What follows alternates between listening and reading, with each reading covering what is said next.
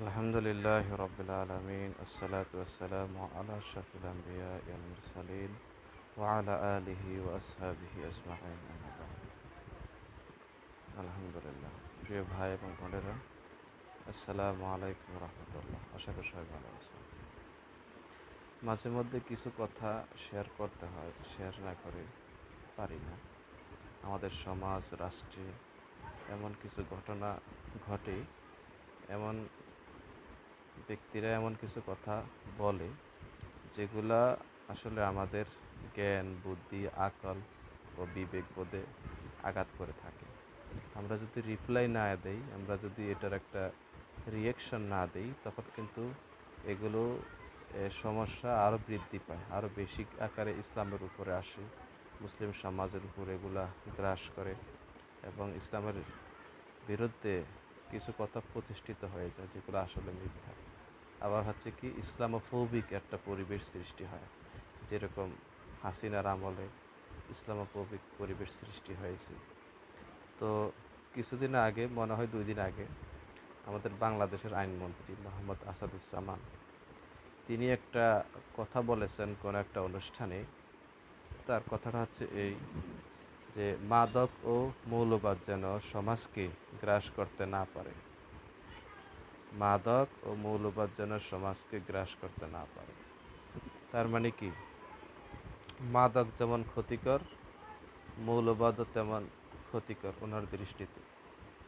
মাদক যেমন অপরাধ, মৌলবাদ ঠিক তেমনই একটা অপরাধ ওনার দৃষ্টিতে। তো আমরা যদি এই কথাটাকে সংক্ষেপে একটু বিশ্লেষণ করে থাকি, সেটা হচ্ছে এই, যে মাদক জিনিসটা হচ্ছে, এটা অবশ্যই রাষ্ট্রীয়ভাবে যেরকম নিষিদ্ধ, ব্যক্তি জীবনে বক্ষণ করা এটা তাও কি নিষিদ্ধ। তো এখন আমরা যদি দেখি যে আরেকটা কথা হচ্ছে যে আপনার মৌলবাদ কি। মৌলবাদ হচ্ছে আপনার ইংলিশে বলা হয় কি ফান্ডামেন্টালিস্ট। মানে এই ফান্ডামেন্টালিস্ট ধারা মুসলমানদেরকে মিন করা হয়, মুসলমানদেরকে উদ্দেশ্য করা হয়। মুসলমানরা যেহেতু কোরআন এবং হাদিসকে ধারণ করে আসে, এরা আমল করে, প্র্যাকটিস করে, এই জন্য মুসলমানদেরকে বলা হয় ফান্ডামেন্টালিস্ট, মানে মৌলবাদী। তো এতে আমরা কখনো মনক্ষুণ্ণ হই না, কারণ আমরা তো সবসময় মৌলকে ধারণ করে থাকি। আমরা মুসলমান, আমরা ইসলামকে ভালোবাসি, আমরা সবসময় মৌলকে ধারণ করে থাকি। এটা ইসলামের ওয়ার্ডার, এটা আল্লাহ রাব্বুল আলামিনের ওয়ার্ডার। তো এখন ইসলামে কিন্তু মাদক দ্রব্য উৎপাদন করা, বক্ষণ করা, এগুলাকে পরিবহন করা, এগুলাকে আবার বাজারে সাপ্লাই দেওয়া সব কিছু নিষিদ্ধ। ইন্নামাল খামরু ওয়াল মাইসির ওয়াল আসলাম ওয়ালা আনসাবুল হিসবিন আমার শয়তান ফাস্তানিবুহু। আল্লাহ পাক বলছেন যে এগুলো হচ্ছে শয়তানের কাজ, যে শয়তানের কাজ এই মদ তৈরি করা, মদ সেবন করা, মদ ভক্ষণ করা, মদের ব্যবসা করা এবং মদকে বিভিন্ন জায়গাতে নিয়ে যাওয়া। তাহলে ইসলাম যেখানে মদের বিরুদ্ধে কথা বলে, আলেম ওলামারা দেশব্যাপী যেখানে মদের বিরুদ্ধে কথা বলে, সেখানে আসাদুজ্জামান উনি বলতেছেন কি, আপনার মাদক ও মৌলবাদ যেন সমাজকে গ্রাস করতে না পারে। তাহলে আমার কথা হচ্ছে এই, যে আমাদের দেশে, আমাদের এখন গ্রামগঞ্জে সর্বত্র মাদক ছড়িয়ে পড়েছে। আমাদের যুব সমাজ এই মাদকের দ্বারাক্রান্ত হচ্ছে। মাদকের খপ্পরে পরে দেখছি একটা ভিডিওতে এক স্বামী তার স্ত্রীকে ধাওয়া করতেছে, মাদকের টাকা কেন তাকে দিচ্ছে না। স্ত্রী তার কোলের বাচ্চা নিয়ে যান বাঁচানোর জন্য দৌড়াচ্ছে, আর স্বামীর হাতে কি একটা মস্ত বড় ছুরি, অথবা একটা ইয়ার মতো, একটা দায়ের মতো দেখলাম। তো এই যে আমাদের সমাজে মাদক কারা ছড়াইলো, আমি আমার পিএইচডি রিসার্চ করতে গিয়ে দেখেছি যে ডিভোর্সের কারণগুলো কি কি আমাদের সমাজে। অনেকগুলো কারণ রয়েছে, তার ভিতরে একটা কারণ দেখছি যে আপনার স্বামীরা মাদকাসক্ত।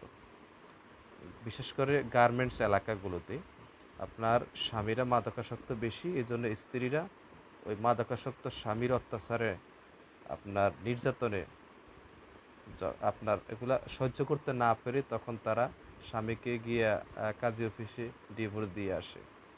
তো এই যে ডিভোর্সের কারণগুলোর ভিতরে অন্যতম একটা হচ্ছে কি, স্বামীরা মাদকাসক্ত হওয়া। এখন আমাদের কথা হচ্ছে, আমাদের এই সমাজে, আমাদের এই বাংলাদেশের আনাচে কানাচে কবে কোথায় দেখছেন যে একজন আলেম, একজন সত্যিকারের আলেম মাদকের সাথে জড়িত, মাদক কারবারির সাথে জড়িত, মাদক ব্যবসা বা মাদক উৎপাদনের সাথে জড়িত? বরঞ্চ আমরা আলেম ওলামারা, আমাদের ইসলাম, আমাদের কোরআন, সবসময় আমরা মাদক বিরোধী বক্তব্য দিয়ে থাকি। ইসলাম মাদক বিরোধী বক্তব্য দিয়ে থাকে, কারণ আপনার ইসলামের মাকাসেদ আশ-শারিয়া, শরিয়ার অন্যতম একটা উদ্দেশ্য হচ্ছে কি, হেফজুল আকল, মানুষের আকলকে হেফাজত করা, যে এমন কিছু বক্ষণ না করা যেটা যেটা কি করে মানুষের আকলকে নষ্ট করে ফেলে। মনে করেন, এই যে কেউ যদি মদ খায় অথবা কেউ যদি গাঞ্জা খায়, ইয়াবা খায়, এগুলা খেলে মানুষ কি হয়ে যায়, মানুষ হিতাহিত জ্ঞান হারিয়ে ফেলে, মানুষের আকলটা বিকল হয়ে যায়, মানুষ আকলটা আপনার নর্মালি যেভাবে ফাংশন করে সেভাবে সেভাবে আর ফাংশন করতে পারে না। তাহলে যেখানে ইসলাম বলছে হিফজুল আকল, মানুষের আকলকে হেফাজত করতে হবে বিকৃত হওয়া থেকে, আপনার আকল বিনষ্ট হওয়া থেকে হেফাজত করতে হবে, সেখানে আমাদের এই আসাদুজ্জামান উনি বলতেছেন কি, আপনার মাদক ও মৌলবাদ যেন সমাজকে গ্রাস করতে না পারে। এখন ওলামারা তো মাদকের বিরুদ্ধে কথা বলে, কিন্তু আমার কথা হচ্ছে আমাদের এই সমাজে প্রতিটি রন্ধ্রে রন্ধ্রে আজকে মাদক কারা ছড়িয়ে দিয়েছে।